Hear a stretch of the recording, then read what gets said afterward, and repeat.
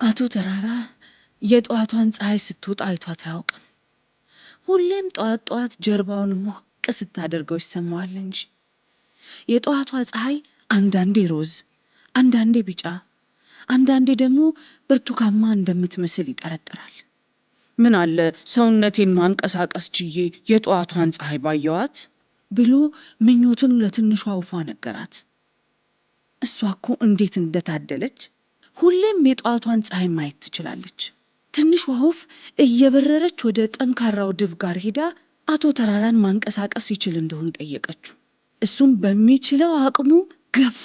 1 2 3 ምንም ቢታገል ግን አቶ ተራራ በጣም ከባድ ነበርና አልቻለውም።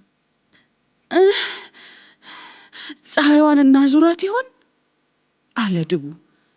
ትንሿ ወፍ ግን የድቡ ሐሳብ እንደማይቻል አስረዳችው። አቶ ተራራ እንደከፋው የጧቷን ፀሐይ ማየት እንኳን ባይችል ምን አይነት እንደሆነች ማወቅ ፈለገ። የጧቷ ፀሐይ ልክ እንደ ልጅ ናት፣ ደስተኛ፣ ፈገግተኛ፣ የሌሊቱን ጨለማ ገፋ ብርሃን የምታጎናጽፍ፣ የአንድ ደስ የሚል ነገር አስጀማሪ፣ የልዩ ቀን አመላካች፣ የአዲስ ተስፋ ምልክት ነው የምትመስለው። በቃ የጧት ፀሐይ ህይወትና ደስታ ናት ብላ አስረዳችው። አቶ ተራራም በትንሿ ወፍ ገለጻ ከበፊቱ በላይ የጧቷን ፀሐይ ለማየት በጣም ጓጓ። ጉጉቱ ግን ጉጉት ብቻ እንደሆነ ስላወቀ መልሶ ከፋው። ይህንን መከፋቱን ያየችው ትንሿ ወፍ ጓደኛዬማ እንዲህ መከፋት የለበትም ብላ ወደ ቀዩ ሄደችና እርዳታ ጠየቀች። እሱም ደስ የሚል ሙዚቃ አሰማት፣ የፀሐይ መውጫ ሙዚቃ። ሙዚቃውን አቶ ተራራ ሲሰማ የእውነት ፈገግ አለ። ደስ የሚል የተራራ ፈገግታ። ፈገግታው ብዙም ሳይቆይ የጠዋት ፀሐይን ለማየት ያለው ጉጉት በጣም ጨመረና መልሶ ክፍት አለው።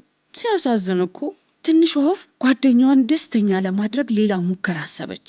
እየበረረች መታ ትንሽ ወረቀት አደረሰችው።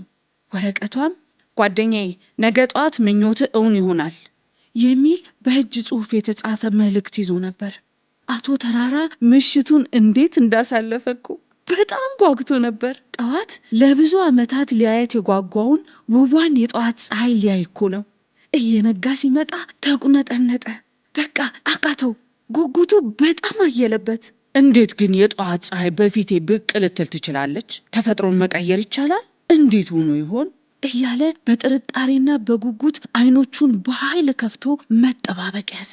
በድንገት እጅግ በጣም ትልቅ ብርቱካንማ ነገር ከዛፎቹ በኩል ቀስ እያለ ብቅ አለ።